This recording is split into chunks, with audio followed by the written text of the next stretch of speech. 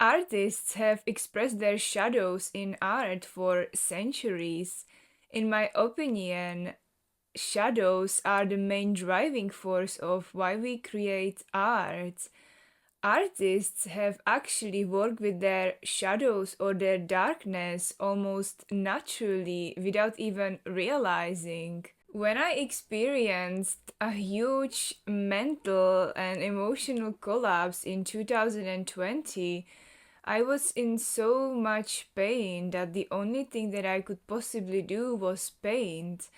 So I painted my traumas, I painted my aches, I basically painted everything. The relief that I felt was immense. Something that I loathed about myself, something that I thought was ugly about me, was now expressed in a beautiful piece of art.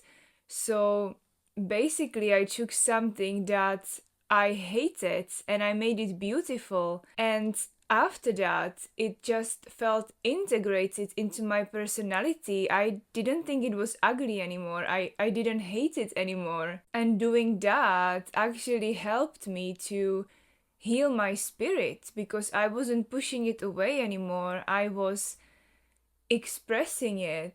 And back then, I didn't even know what shadow work was, or I didn't know that much about psychology. The initial instinct that I felt when I was in a lot of emotional pain was just to express it. Express, express, express.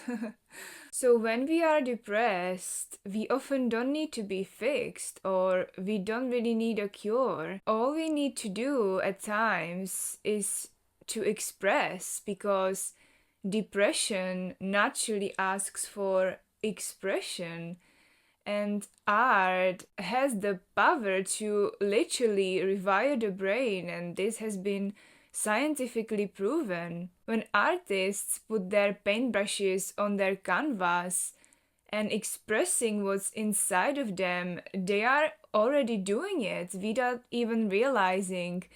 Even if you don't put intention behind it, if you don't put the intention to heal or to express what's inside of you, art already heals. So as soon as you put your pencil to paper or start dancing, it already starts healing some parts of you that are buried inside without you even knowing it. But if we make art with intention to integrate our shadows or to integrate our darkness, it has incredible results. So if you're watching this video, you probably know what shadow work is, or you have probably explored your shadows, but if not, then we don't have to put complicated language to it. Our shadows can be basically anything that has been denied or repressed, that has been conditioned away from us, as basically stuff that is preventing our true personality to shine. It can be something you hate about yourself, you don't like about yourself, or you loathe. It can be something that has not been integrated. It's the side of you that you have not been fully aware of, but it has kind of showing up in your life and creating havoc. So when I was a little child, I used to cry a lot and people called me Crybaby for it. I was very sensitive kid and I cried easily. I cried more than others. So I was bullied for it. Not just made fun of, but I was very heavily bullied because of it. So of course I felt a huge shame about expressing my emotions. So I basically swallowed down my sensitivity and lived my life numbed for many, many years until this mental collapse happened. And of course, I had to cry. I basically cried all those suppressed years. I cried all the emotions that I couldn't when I was young. Automatically, I have started to create a lot of crying characters, and that helped me to embrace my sensitivity, that helped me not to be so ashamed about my sensitivities and about me expressing my emotions. And while I was creating these crying characters, it has also propelled me to research why I carry so much trauma, and it helped me to heal it because I was asking a lot of questions while painting it automatically. And that brings us to when you're creating, when you're engaging in artistic activity, it automatically brings you into this flow state, and the flow state is incredibly healing for the human psyche.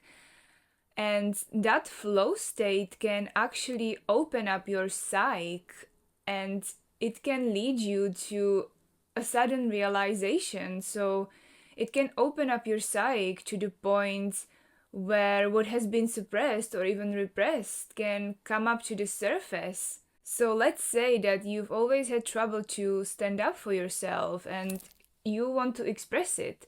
So you start painting a lot of small, dark shapes. And while doing this, then you can have sudden realizations about why you can't stand up for yourself.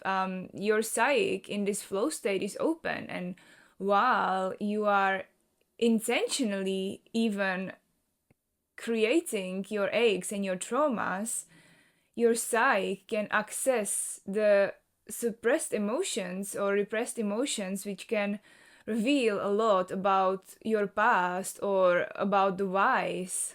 You can go even further. When we create, we can actually do so many things at the same time. We can listen to podcasts, we can listen to videos, we can absorb a lot of information while creating, and you can take advantage of this. So while you are creating your small, dark, dull characters or shapes, you can search for podcasts about boundaries, for example, and then you are actively releasing your emotions and also absorbing information on why you are so traumatized. I hope that makes sense.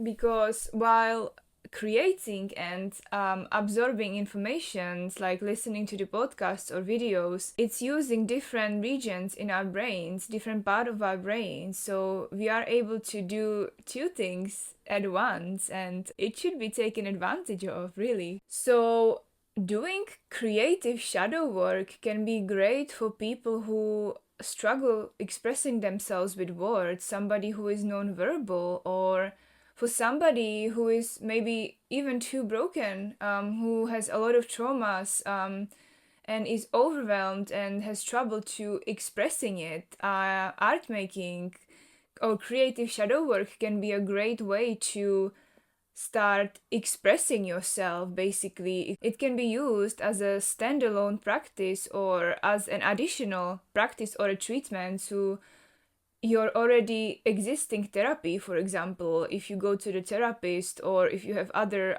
if you're working through your traumas with somebody else, or you can just start expressing your emotions intentionally, and then you can do your research, you can buy some books, or you can educate yourself. So if you want to try this, you can start with what you don't like about yourself, for example, and express it in however shape or form you'd like.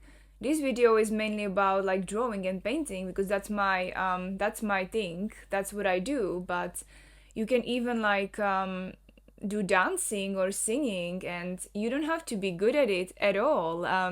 You can start doing the most childish marks on your paper or dance for yourself in your bedroom. So I would encourage you to do a really dark piece. Don't hold yourself back. Express your traumas as they are. Be with your truth. Basically, express your truth. Express the things that you never say aloud to anybody. And then when you're done with your art piece, sit with it for a while. If you've drawn something or painted something, put it up on a wall so you can see it every day, and notice how your body feels when you're looking at it, or even after you've created it. Does it feel lighter? Does your body feel not so heavy? Does your body feel not so bogged down by it anymore? And then over time, you can recreate the same artwork or the same theme. You can take the same theme and make it lighter, put some butterflies around it, do some lighter colors, put some light around it, make it a little lighter, make it less heavy, and again, notice in your body how does it feel. Do you hate it less about yourself by any chance? And again, you don't have to draw or paint. You can dance, you can sing, you can even record yourself doing it, or it's basically about noticing how your body feels afterwards. If you make something that you hate about yourself, that you don't like about yourself, you struggle with, or something that you're traumatized by, if you make it into a beautiful or even like a dark art piece, you can dance it out, sing it out, draw it out, paint it out. Notice how you feel afterwards. It has the power to literally make you integrate it into your personality and hate it less. I create a lot of dualistic pieces. I put both light and dark in one piece of art. It feels like all parts of me are hurt. And you can try this too. You can, for example, on one piece of paper, you can paint something you don't like about yourself. Other half, you can paint something you appreciate about yourself. There is basically no right or wrong. How you do this, it is completely up to you. Let your personality shine, let your creativity shine, and notice how you feel afterwards. So I would like also paint something that I would be struggling with or I would be trying to resolve.